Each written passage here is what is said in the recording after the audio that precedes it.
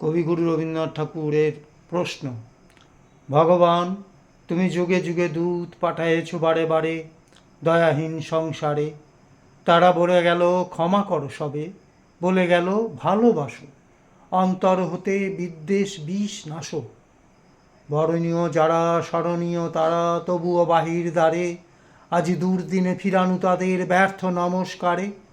আমি যে দেখেছি গোপন হিংসা কপট রাত্রি ছায়ে হেনেছে নিঃসহায়ে। আমি যে দেখেছি প্রতিকারহীন শক্তের অপরাধে বিচারের বাণী নীরবে নিভৃতে কাঁদে।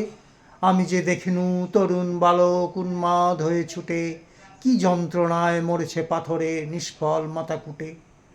কণ্ঠ আমার রুদ্ধ আজিকে বাঁশি সঙ্গীত হারা অমাবস্যার কারা লুপ্ত করেছে আমার ভুবন দুঃস্বপনের তালে।